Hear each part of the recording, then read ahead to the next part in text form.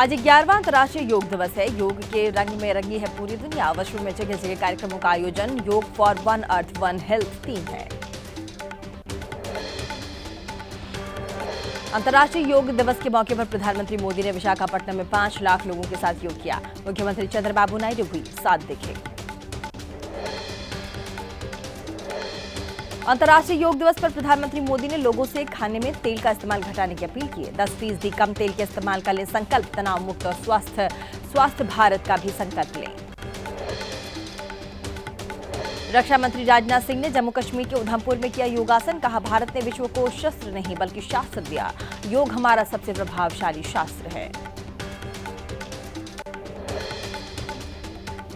केंद्रीय मंत्री बीजेपी अध्यक्ष जेपी नड्डा ने अंतर्राष्ट्रीय योग दिवस की बधाई दी। दिल्ली के कर्तव्य पथ पर योग साधना की।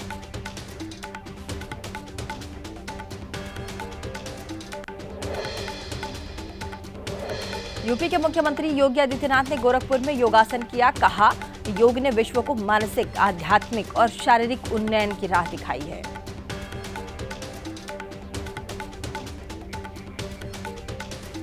भारत और फ्रांस के बीच लॉ कैवेलरी में संयुक्त युद्धाभ्यास जारी है। इस दौरान दोनों देशों के सैनिकों ने एक साथ योग किया।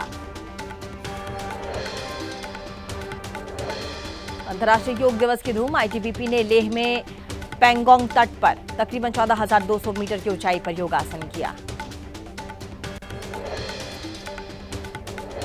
इंडियन कोस्ट गार्ड ने जमीन और समुद्र पर योग साधना की। कोस्ट गार्ड ने अपने परिवारों के साथ मिलकर योग किया। योग गुरु बाबा रामदेव आचार्य बालकृष्ण ने हरियाणा के कुरुक्षेत्र में योग किया। राज्यपाल बंडारू दत्तात्रेय और मुख्यमंत्री नायब सिंह सैनी भी वहां मौजूद रहे। अंतर्राष्ट्रीय योग दिवस के मौके पर संयुक्त राष्ट्र में किया गया योग का आयोजन। लोगों ने बढ़ चढ़कर कार्यक्रम में हिस्सा लिया, किया योग। नोबेल शांति पुरस्कार को लेकर के ट्रंप ने सोशल मीडिया पर पोस्ट किया। कहा, चाहे मैं जो करूं मुझे नहीं मिलेगा नोबेल शांति पुरस्कार। लोग जानते हैं यही मेरे लिए मायने रखता है। भुवनेश्वर में प्रधानमंत्री नरेंद्र मोदी का बड़ा बयान। कहा, कनाडा दौरे पर ट्रंप ने मुझे अमेरिका आने का दिया था न्योता, लेकिन मुझे भगवान जगन्नाथ की धरती पर आना था, इसीलिए ठुकराया उनका निमंत्रण।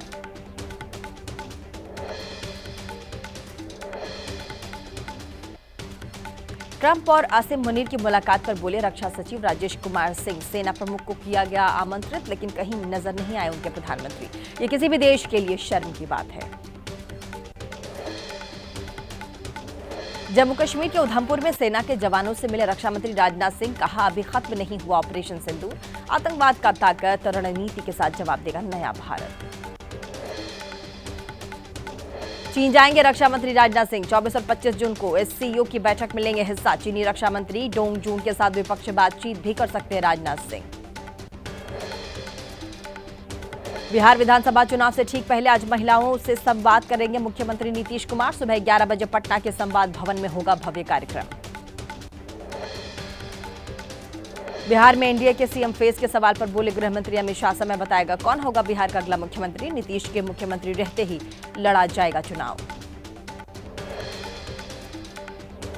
अमित शाह के बयान पर बोले जेडीयू के वरिष्ठ नेता केसी त्यागी, नीतीश कुमार के नेतृत्व में ही लड़ा जाएगा बिहार चुनाव। मुख्यमंत्री भी नीतीश कुमार ही होंगे। अमित शाह के बयान पर राजद प्रवक्ता मृत्युंजय तिवारी ने कहा, चुनाव के बाद नीतीश को मुख्यमंत्री नहीं बनाएगी बीजेपी। वैसे जनता तेजस्वी सरकार बनाने का बना चुकी है अपना मन।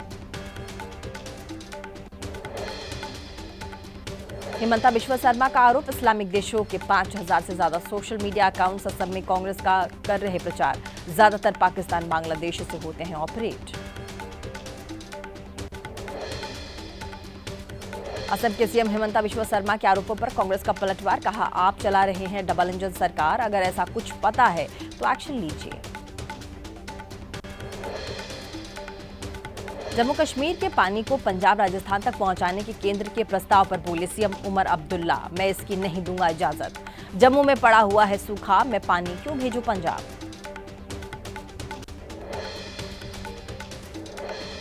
केंद्रीय मंत्री और पश्चिम बंगाल बीजेपी अध्यक्ष श्रीकांत मजूमदार ने अमित शाह को लिखा पत्र। खुद की जान को बताया खतरा। कहा, टीएमसी कार्यकर्ताओं ने उन पर हमला किया है।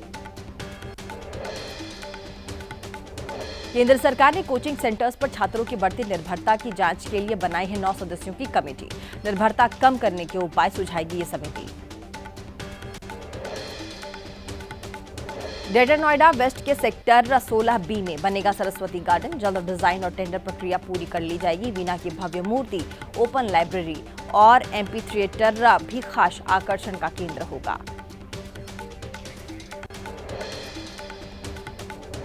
ईरान से 290 यात्रियों को सुरक्षित की घर वापसी। लोगों की आंखों में दिखे खुशी के आंसू। कहा अपना वतन अपना ही होता है।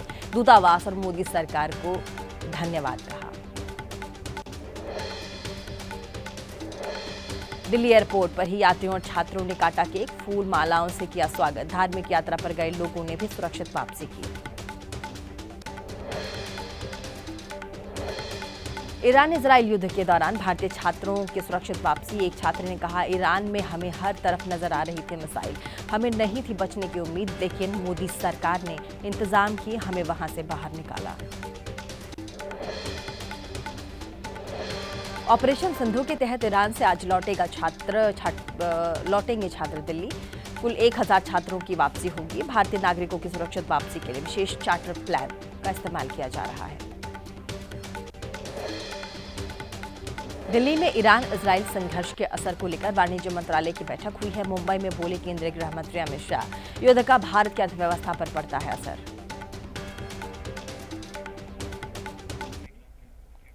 और चलिए ब्रेकफास्ट